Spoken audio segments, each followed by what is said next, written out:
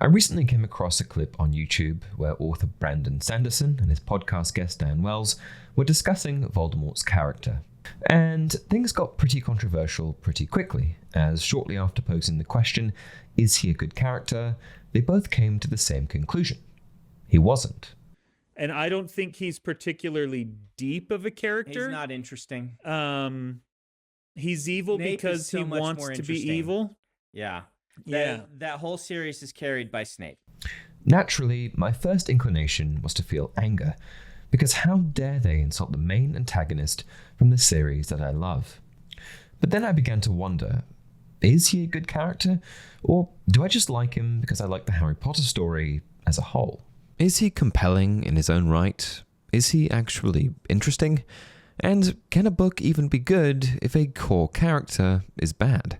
All of this got me really thinking about what makes a good character. Is it depth, motivation, backstory, complexity? Yes, he's powerful. Yes, he's terrifying. But is he relatable? Does he evolve? So today, I want to dig deeper into whether or not Voldemort is actually a well-written character, or if he's just been heavily propped up by the strength of the narrative around him. Let's dive in.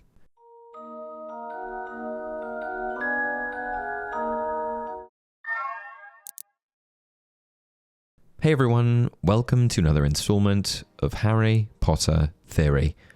I'm going to kick things off with the clip to give you a better understanding of what I'm talking about here. Is Voldemort a good character? Is he? This is going to be the most controversial statement of the entire evening. I don't know. I want to say no. And I don't think he's particularly deep of a character. He's not interesting. He's evil because he wants to be evil. Yeah. Yeah. That whole series is carried by Snape. And they keep trying to add all this tragic backstory to him, and it just never landed for me. I like the books. Now, I'm not one of these revisionists who's like, no, I never liked Harry Potter. I still think they're good. In Voldemort, you can have, Harry's not much of a character. He gets better and better as the series goes along. He's an audience stand-in. Voldemort's, what if Sauron but Snake? But every scene we have, from his viewpoint, from the snake's viewpoint or whatever, when we see him, he's just twirling that mustache and cackling about being evil. That's what he does. Before we get into my counter-arguments and what I do and don't agree with, let's quickly summarize why these two gents feel as though Voldemort doesn't hit the mark. They kick things off with a bang by pointing out that Voldemort just isn't a deep or interesting character. Then they discuss how he's evil for the sake of being evil, and that his motivations are paper-thin, with no real complexity or growth.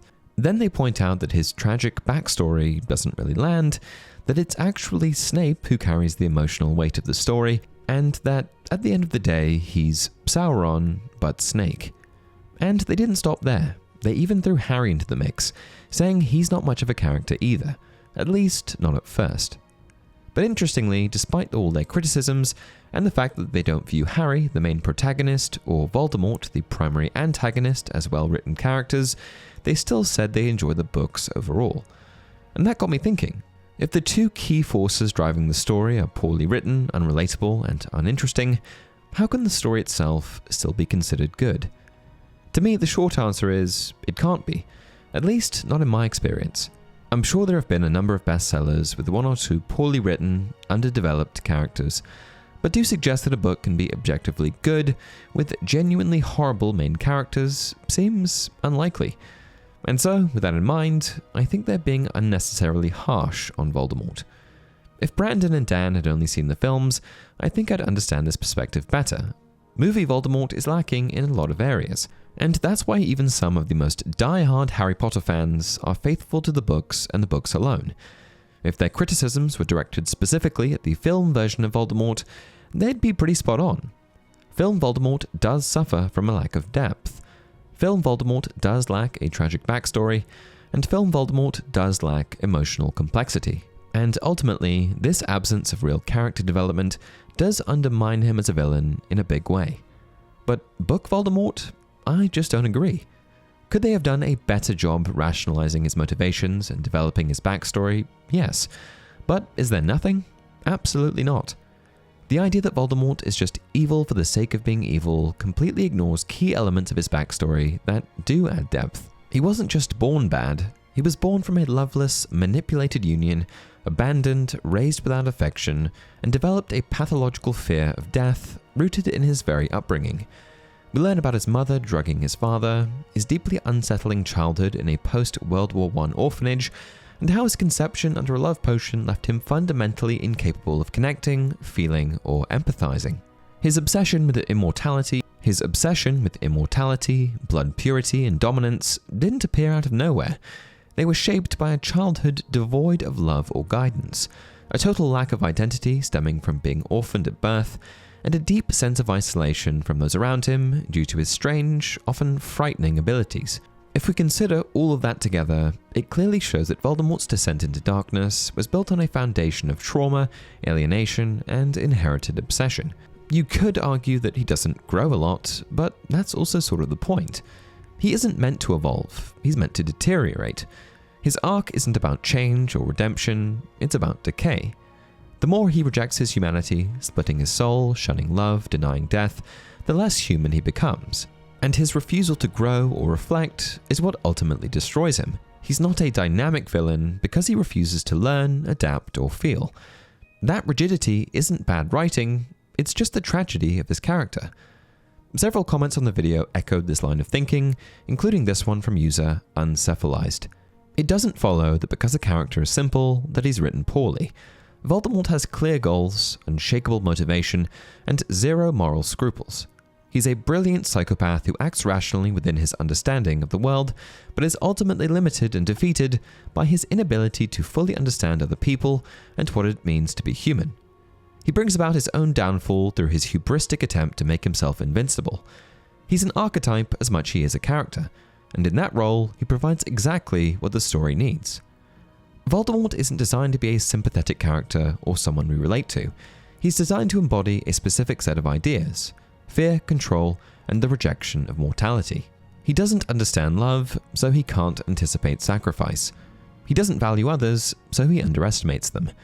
He doesn't see the strength in vulnerability, so he sees compassion as a weakness. In the end, Voldemort is not defeated by superior magic, but by everything he spent his life denying. And that's not just good writing, it's poetic justice. Is he less interesting than Snape? Absolutely. But that doesn't mean he's poorly written. It just means he serves a different purpose. Snape is complex, conflicted, and deeply human. He keeps us guessing until the very end. Voldemort, on the other hand, is just there to embody the fear they must overcome. A good villain doesn't always mean a relatable one, and this is perfectly encapsulated in one of the comments. The true villain was Umbridge. She was the type of evil you could relate to and have seen some version of in real life. And this is actually a great point. Voldemort was arguably the most evil character in the series, devoid of empathy, hell-bent on world dominion, etc. But somehow, Umbridge stands out as one of the most hated characters. Why? Well, because we've all known someone like her. Voldemort is terrifying and powerful, yes, but he's a mythic kind of evil. Umbridge, on the other hand, doesn't need a wand to make you feel powerless. She represents the type of evil many of us have actually experienced: the cruel teacher, the petty boss, the bureaucrat who hides behind rules to justify cruelty. She enforces pain with a smile. She punishes through process. And worst of all, she's protected by the very systems that are supposed to keep people like her in check. Imelda Staunton also did an excellent job of bringing her character to the screen. So my point is this: Voldemort's character served exactly the role that it was supposed to, and to suggest that he's a bad character because he lacks a few of the common traits associated with bad guys feels like far too much of an oversimplification for me. What do you guys think? Is Voldemort just a bad character, or is their analysis all wrong? Let me know down in the comment section below. Also, if you enjoy the content, please like the video and subscribe to the channel. Until next time, remember, it does not do to dwell on dreams and to forget to live.